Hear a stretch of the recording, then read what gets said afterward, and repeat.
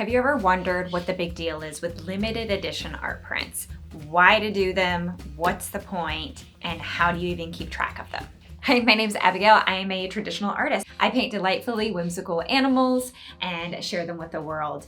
I sell my artwork through my online website and through art fairs. And in this series, I'm sharing with you what I've learned along the way, how I make my art prints, and how to help you get started without making the same mistakes that I did and having to do the same amount of research that I did. I will let you know I am no expert, and I'm just sharing what has worked for me and what I do at this time. These are always subject to change, but this is where I'm at right now in my career. So today we're going to talk about limited edition prints, why to do them, what's the point, and what I've learned so far. But most importantly, what we're going to go over today is how to do it without losing money and how do you keep track of them. Full disclosure, before we get any further, I don't want to waste your time. If you're not making fine art prints, I don't recommend doing limited edition prints. If you're interested in making fine art prints but don't know how to get started, I have a video about that you can check out, and I'll link it in the description below. So the big question is why? Why would you do this? Why would you even limit to yourself? Well, for me, it was because I wanted to get into higher ranked art fairs, and those higher ranked art fairs have a lot of stringent rules about how do you get juried in. And one of those rules is that if you're an artist that offers reproductions, that there are limited edition runs of 250. Why would you not want to do this? Well, it's because it's limiting. It limits your earning potential. So if you have an amazing print that would normally sell gangbusters, but you don't really want to limit yourself to 250. So we're going to talk about that and how to prevent that limitation, and so you don't lose money. What have I learned so far with this process? One is tracking them can be a beast. And so we're going to talk about my tracker and what I've built to be able to help me track my art prints better, and how you can get your hands on that tracker as well. What I've learned so far in doing this is that most buyers don't care. That's it. It seems so freaking silly, but most buyers don't look at it, they don't care. But collectors do. What kind of buyer do you want to attract, and what kind of art do you want to put out into the world? And I've learned that getting into these higher ranked art fairs really is much more lucrative, and it's worth it to me. But how do you do this without losing money? And the key is diversify. Diversify by offering the same painting in prints of different sizes. So if I have Dot and I'm offering her as an 8x10 and I'm only doing a limited edition of 250, that means I'm limited at 250. And at this point, I think I've made at least 60 prints of hers. That's scary because Dot's only been out for a couple months. Or I can make Dot in an 8x10, 11x14, and a 13x19, which is what I do. That gives me such higher earning potential, and it prevents me from being limited to only 250 prints. Also, once the original of Dot sells, I'll make her in canvas reproductions, and then I'll make those canvas reproductions in runs of 250 depending on the size. So make sure you diversify so you're not losing the opportunity to earn on that print. What happens when I get to 250? Well, I've not gotten there yet, but the plan is that I'll archive that artwork. It will become retired. It will no longer be available. So it creates some urgency with your buyers as well. If they want to get Dot in an 8x10 and I'm at 200 out of 250, I'm going to let my buyers know so they can get the opportunity to get Dot before she's gone, and they don't have the opportunity to get her anymore. Okay, so you're interested in this, you're ready to do it, you want to jump in and you're ready to go, you're already making fine art prints, you want to make limited edition ones. How do you do it?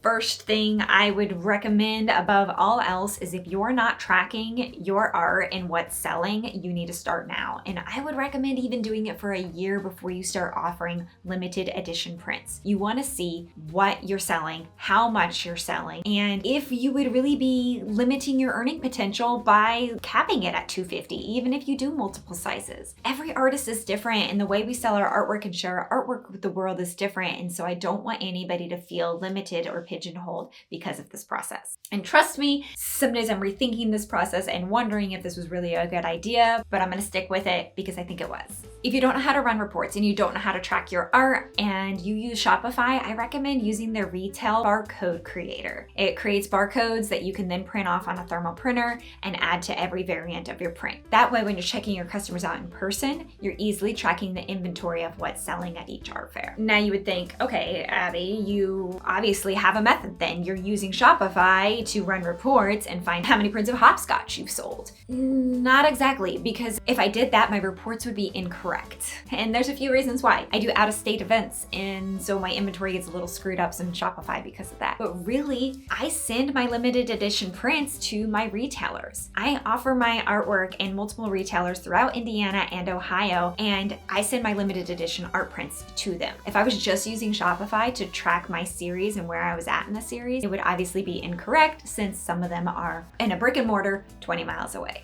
So what do I do instead? I use this awesome tracker that I built in Notion. This is not a sponsored video at all. I am not there yet in this world, but give me a like and maybe one day that could happen.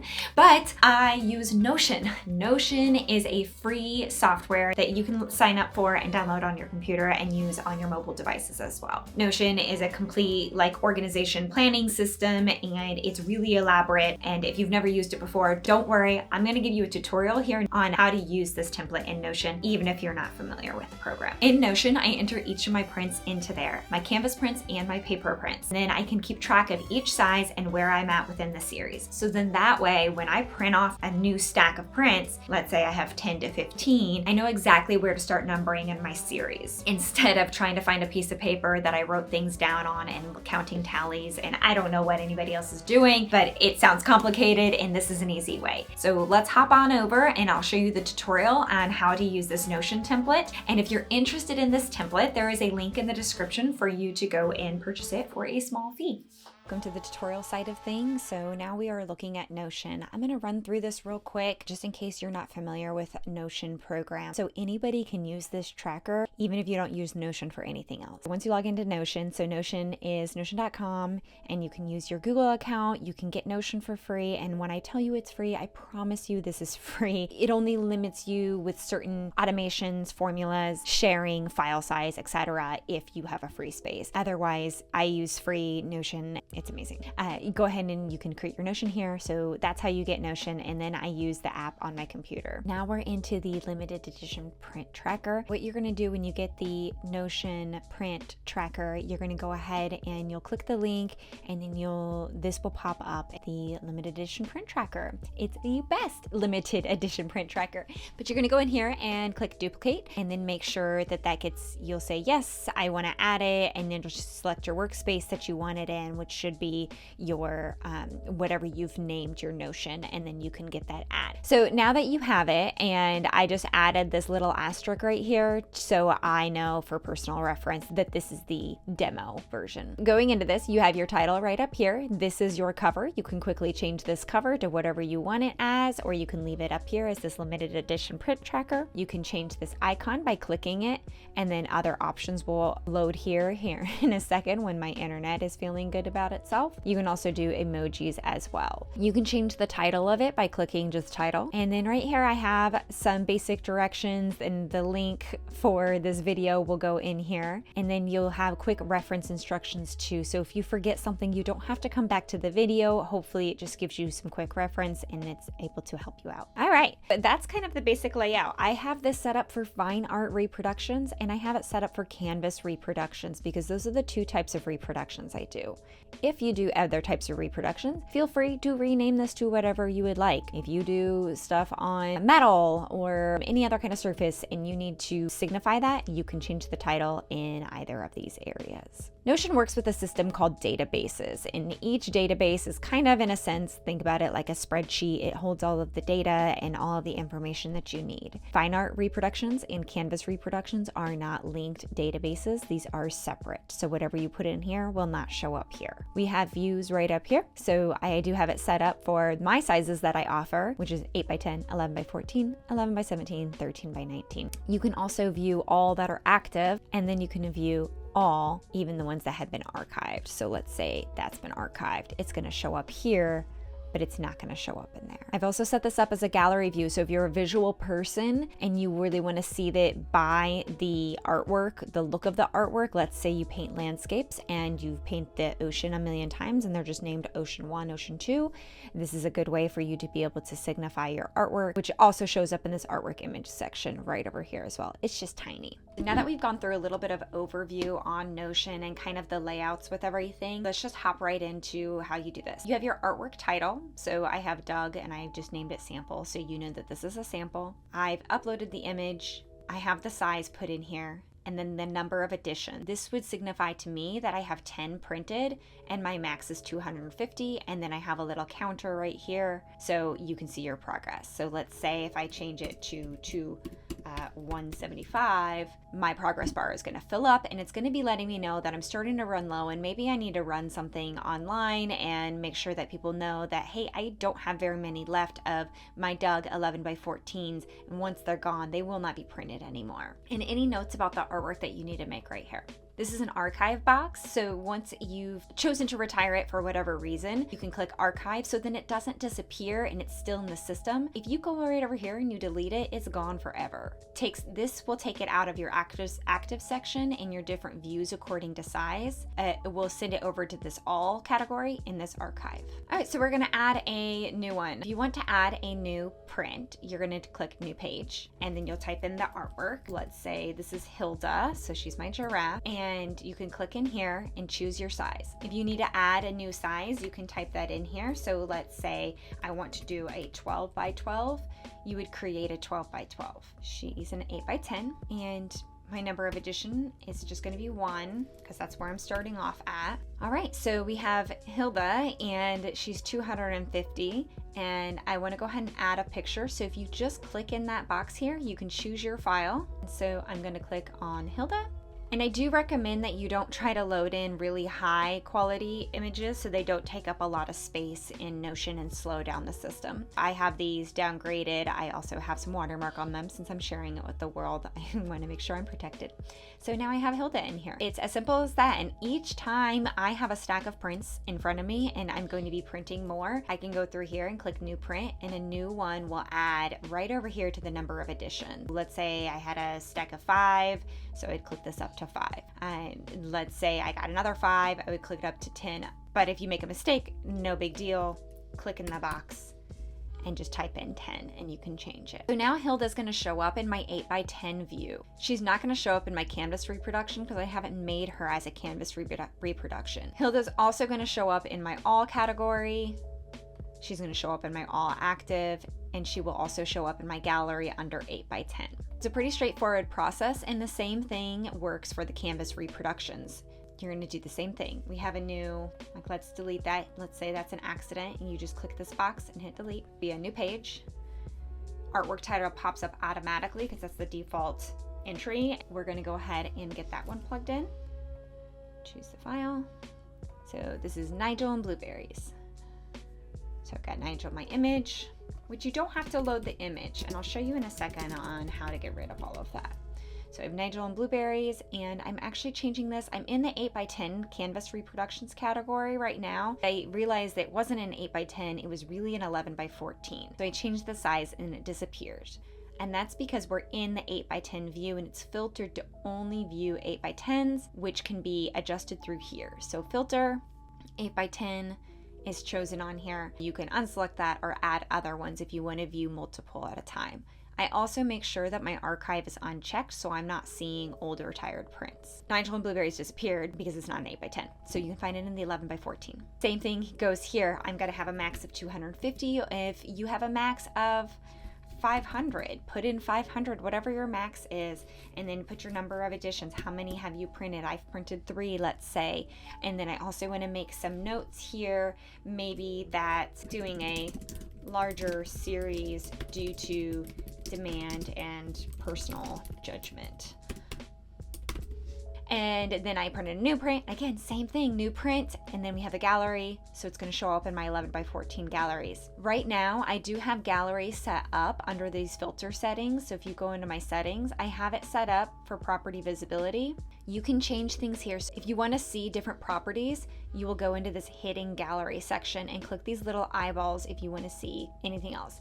Now, I don't want to do the artwork image because it's actually going to show up right here and I don't need 2 images. So what I have chosen to show for us by default is the new print button. So I can hit this button still and I can make a new print right here in the gallery view. I've also chosen to have the number of editions show so I know that we're in that 5.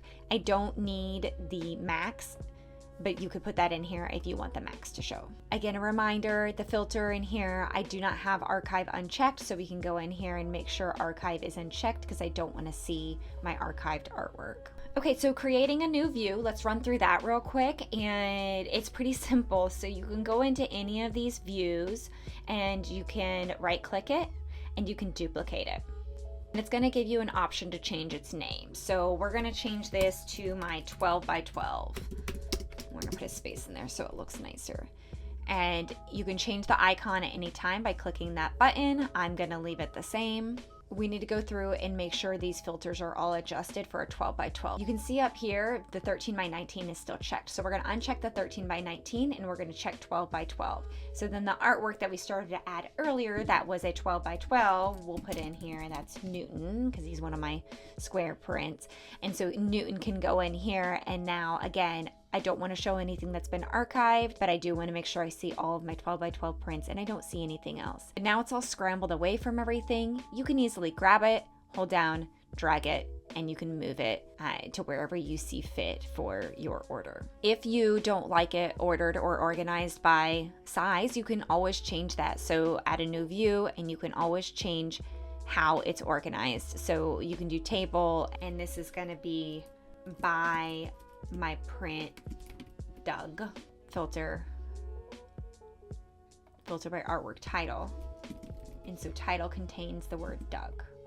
So now if I had a Doug 8 by 10, he's going to show up here as well, but he's not going to show up in my 12 by 12s. He's not going to show up in my 11 by 17s. He's going to show up in my 8 by 10s, but my other one didn't. I only have one in the 11 by 14s, but if I want to see all my Dougs, I can go in here and see all my Dougs. Another thing that you can also do is just use this search function right here, and you can type Doug, and then it's going to just show me all of the Dougs. So instead of doing a view like that takes a lot of time to set up, this is a quick way to go through things. Another option, which is a new function on Notion, which I think is really cool. So instead of using this progress bar to alert to you that you're getting close to maxing out, one thing that you can do is called conditional formatting. So we go to this little toggle up here in conditional color, and we can do a new color setting.